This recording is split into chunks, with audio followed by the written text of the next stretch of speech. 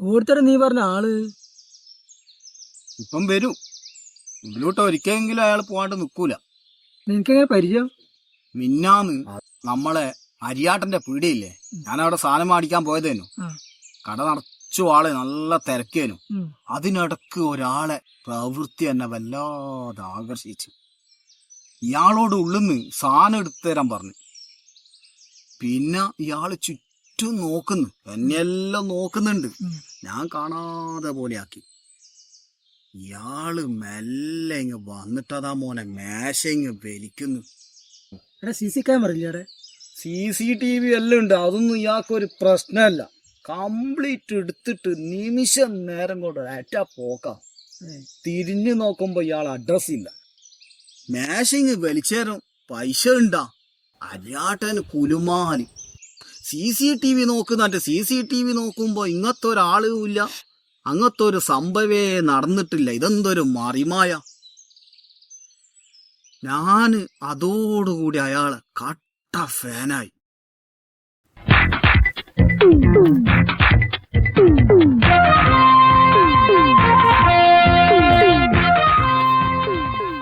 അയാളൊരു മനുഷ്യനൊന്നല്ല, ജിന്നാറ്റാൻ തോന്നുന്നു.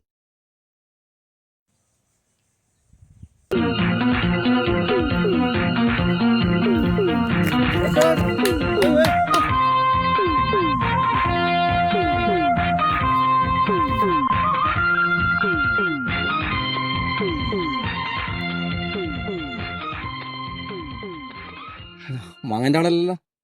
അല്ല, മിന്നാന്ന് നിങ്ങളെ അരിയാട്ടന്റെ പീടിയയിലെ പ്രകടനം ആ ജോമ് എണീറ്റ് പോയി എന്റെ അല്ലേ? അന്നേരം ഞാൻ നിങ്ങളെ കട്ട ഫാനായതാ. അല്ല ഇപ്പൊ എന്തിനാ ആവശ്യം?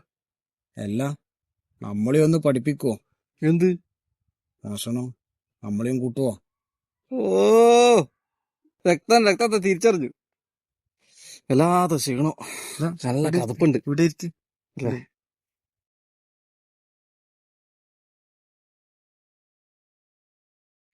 നല്ല മൂവാണ്ട വാങ്ങിയ പീടിയെന്ന് വാങ്ങിയതാ. നമുക്ക് ആ ശീലം ഇല്ലല്ലോ. ഈ പൊടിയിലിട്ട് വെപ്പിച്ചായിരിക്കണം. മോഷണം ഒരു കലയാണ്, അതൊരു കൊലയാക്കരുത്. ദീർഘവീക്ഷണം വേണം. ദൈവത്തിന്റെ യാതൊരുവിധ സപ്പോർട്ടും ഇല്ലാത്തൊരു പരിപാടിയായിരുന്നു.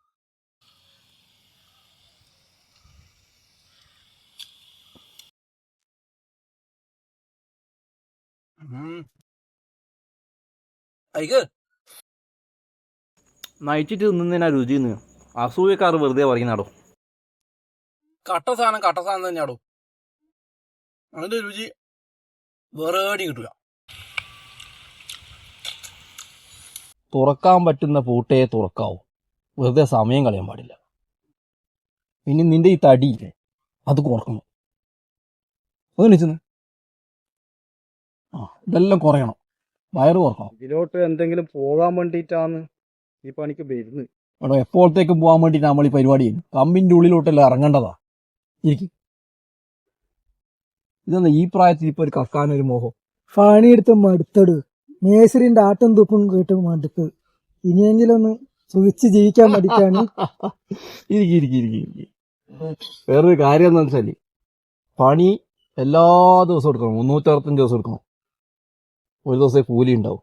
പക്ഷെ ഇതങ്ങനെയല്ല. ഒരു ദിവസം പണിയെടുത്താൽ 365 ദിവസം നമുക്ക് സുഖിച്ച് ജീവിക്കാം. പക്ഷെ പ്ലാനിങ് വേണം.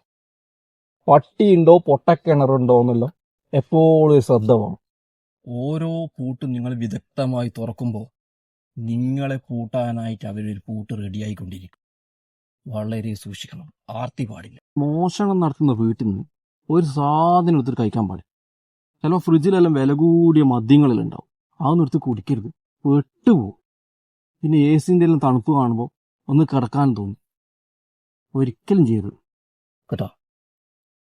ചിലപ്പോൾ നമുക്ക് വേണ്ടി സാഹചര്യങ്ങൾ ഒരുക്കി തന്നിട്ടുണ്ടാവും ചില വീടുകൾ. ഭാഗ്യം പോലെയാണ്. പെട്ടു. നമ്മൾ നല്ലോണം കരുതൽ വേണം. ഇത്രയും എൻ്റെ അടുത്തുണ്ടോ, ബാക്കിയല്ല നിങ്ങൾ വിധി പോലെയാ. എന്നാ പോട്ടെ. ഞാൻ നിങ്ങളെ മറന്നാലും നിങ്ങളെ മനസ്സിൽ ഞാൻ എന്നും ഉണ്ടാവും. എൻ്റെ എല്ലാവിധ അനുഗ്രഹങ്ങളും രണ്ടാക്കുണ്ട് കേട്ടാ. ശ്രദ്ധിച്ച് കൈകാര്യം ചെയ്യാം. ജയിലിൽ വെച്ചിട്ട് കാണാനാക്കരുത്. ഓട്ടെ, നല്ല ഐഡിയ.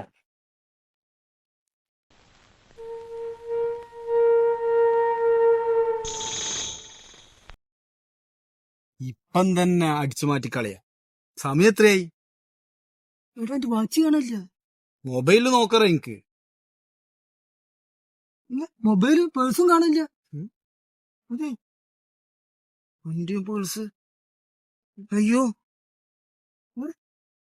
ഞാൻ നിങ്ങളെ മറന്നാൽ നിങ്ങളെ മനസ്സിൽ ഞാൻ ഉണ്ടാവും.